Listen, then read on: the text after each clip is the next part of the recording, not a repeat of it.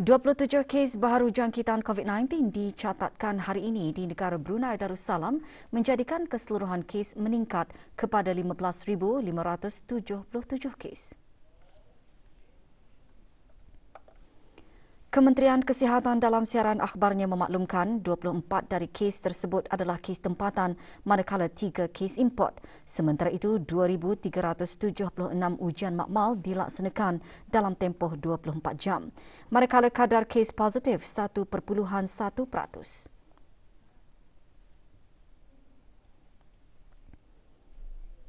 Sementara itu, 130 kes aktif keseluruhan direkodkan setelah 8 kes sembuh dicatatkan menjadikan jumlah keseluruhan kes sembuh 15,345. Manakala kadar penggunaan katil di kesemua pusat pengasingan adalah 3.0%.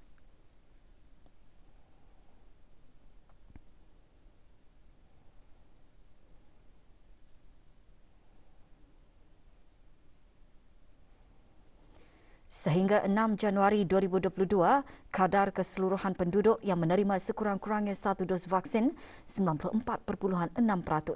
Untuk 2 dos vaksin 93.6%, sementara 26.6% bagi penerima 3 dos vaksin. Sementara itu, 1 kompaun dikeluarkan bagi sekatan pergerakan yang dijalankan dari 10 malam hingga 4 pagi.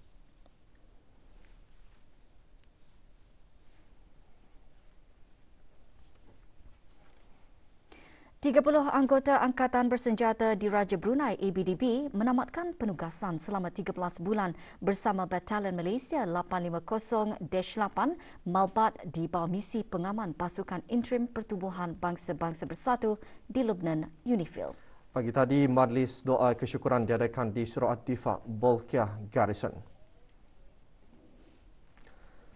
Hadir yang berhormat Pihin Datu Lera Raja Major Jeneral Bersara, Datuk Perdana Seri Haji Awang Halpi bin Haji Muhammad Yusof, Menteri Pertahanan kedua.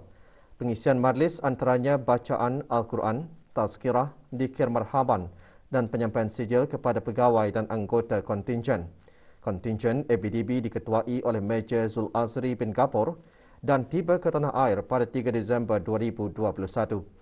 ABDB mengikuti misi pengaman UNIFIL selama lebih sedekat sejak tahun 2008 dalam memberi komitmen yang berterusan ke arah keamanan dan kestabilan antarabangsa di bawah resolusi Pertubuhan Bangsa-Bangsa Bersatu 1701. Misi luar negara ini adalah selaras dengan aspirasi yang telah digariskan dalam Kertas Putih Pertahanan Negara Brunei Darussalam. Juga hadir Major Jeneral Udara Datuk Seri Pahlawan Haji Hamzah bin Haji Saad, Pemerintah Angkatan Bersenjata di Raja Brunei.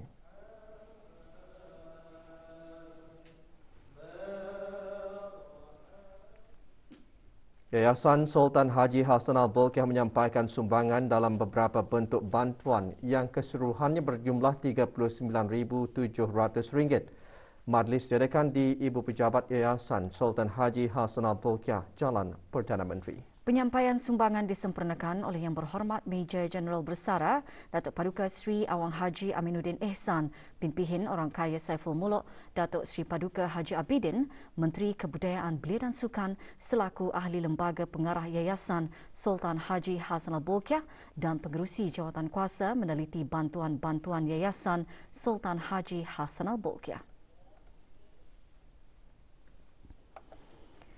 Persatuan Sejarah Brunei Persebar menerima sumbangan tajaan sebanyak RM15,000. Persebar menerbitkan buku Kesultanan Brunei dari pelbagai perspektif iaitu kumpulan artikel sempena sambutan Jubli Intan Hari Keputeraan ke bawah Dulia Mahamulia Paduka Seri Baginda Sultan Haji Hassanal Bolkiah Muizzuddin Wad Daulah Sultan dan Yang di-Pertuan Negara Brunei Darussalam. Sumbangan diterima oleh Dr. Muhammad Hadi bin Muhammad Melayung Yang di-Pertua Persebar. Badan Sukarelawan Belia Da'i di bawah naungan Urus Setia Program Keagamaan Belia Pusat Dakwah Islamiah bagi mengendalikan program pemantapan da'i menerima sumbangan tajaan sebanyak RM14,700. Sumbangan diterima oleh Siti Hurul Ain Diana binti Haji Abdul Majid alias Viana, Timbalan Pengerusi Belia Da'i. Manakala 2 keluarga mangsa rumah roboh di Kampung Pandai Besi A pada 25 Disember lalu menerima sumbangan masing-masing berjumlah RM5,000. Juga hadir Dr. Nur Imtihan binti Haji Abdul Razak, Setiausaha Tetap Perancangan Guna Tanah dan Alam Sekitar di Kementerian Pembangunan selaku pemangku pengarah urusan Yayasan Sultan Haji Hassan Al-Bolkiah.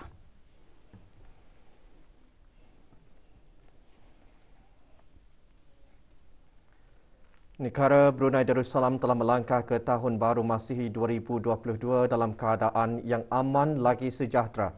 Satu kurnia istimewa daripada Allah Subhanahu Wa Taala kepada bumi Darussalam yang bertuah ini. Tahun 2021 merupakan tahun yang sangat mencabar bagi negara dengan tularnya gelombang kedua wabak coronavirus.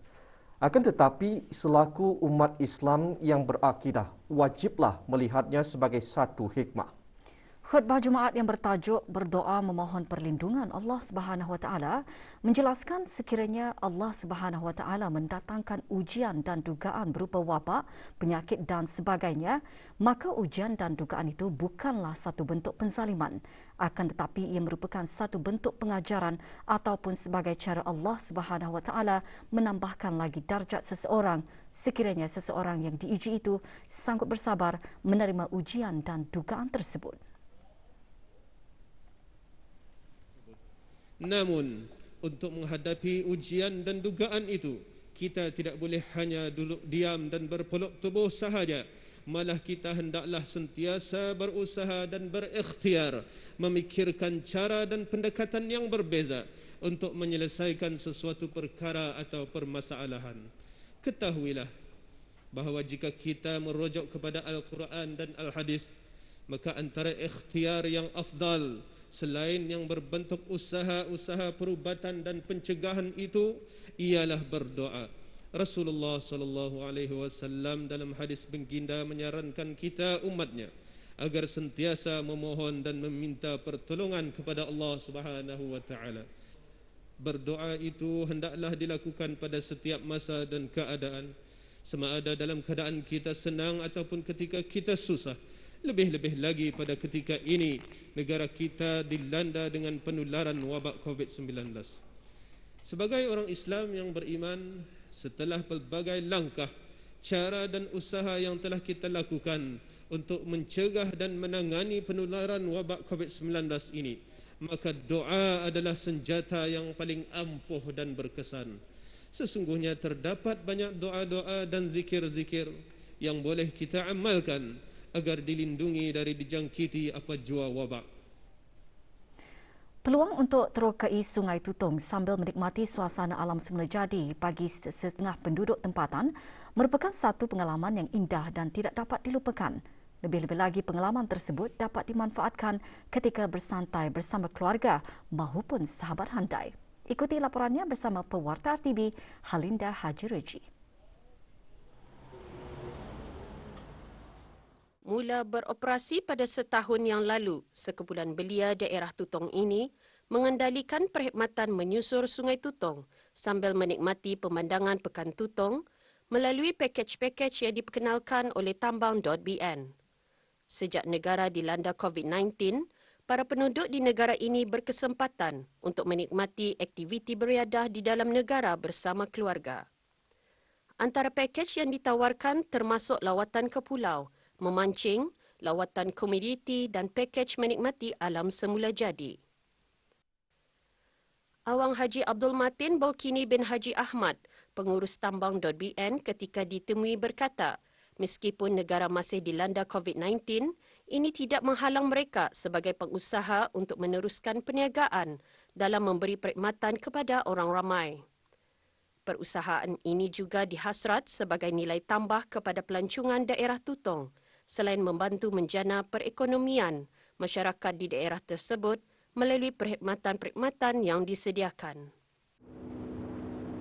Salah satu target kami ialah bukan saja untuk membantu boat driver kami yang berjalan masa ini, tapi also supaya orang dapat menikmati Sungai Tutong ini untuk menyusuri Sungai Tutong. Seorang warga emas meninggal dunia dalam kemalangan yang berlaku di kawasan Pusingan U Lebuh Raya Lumut, daerah Blyth semalam.